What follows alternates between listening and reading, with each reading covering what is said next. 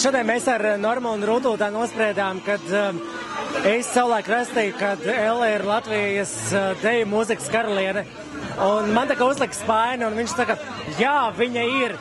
Tagad mēs pasludinām tiešām, kad īstenībā tu esi vienīgā tāda šajā lauciņā un vislabākā. Kā tu jūties ar jauno plati, ar jauno albumu? Es šo jauno albumu ļoti mīlu un no sirds mīlu. Un pirmoreiz manā mūžā ir tā, ka es klausos savu albumu, ko pati esmu rakstījusi, producējusi un arī izdevusi. Un man nav kauns.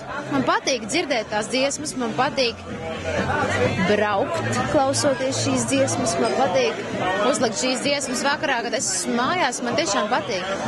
Cik, teikšu godīgi, man arī ir ļoti tuvu Šveica, tāpēc, ka es tur gandrīz katru gadu braucu atpūsties. Kā tu atradi viņu, jeb viņš tevi atrada? Šveica iedarbojas ļoti pozitīvi, vismaz uz mani, nežēlīgi labi. Arī uz mani. Tas īstenībā ir ļoti garš stāsts. Es varu, drīkstu, nenogrīzīs kaut kādā momentā. Tas notika 3-4 gadus atpakaļ.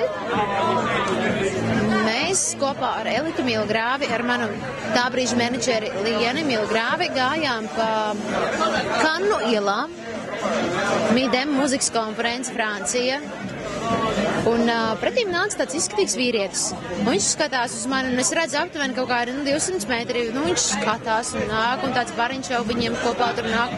Un skatās. Un es arī skatos pretīm. Un viņš pienāk tuvāk, un viņš atkal skatās, un viņš saka, hei! Un es viņam arī pretīm saku, hei! Un es tādā jokā viņam saku, I think I'm in love with you. Un viņš tā, what? What? Can you repeat it again? Es saku, I think I'm in love with you. Bet es to tā kā tādā jokā. Bet laikam tas cilvēks uztvēra to tā pavisam nopietni. Nu labi, bet joki pie malas.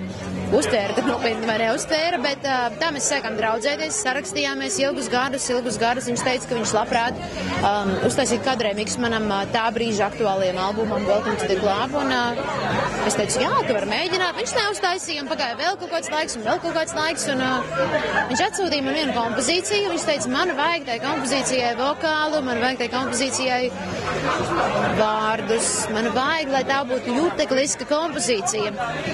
Un tajā brīdī tā kompozīcija par mūsu pirmo tikšanos. When you walk me by, kad tu man ej garām. Un tāda arī ir mūsu tā satikšanās, un par to arī pirmais mūsu singls, kurš ir Šveicē numur 3 un Latvijā arī dzen izskanējis, un walk me by.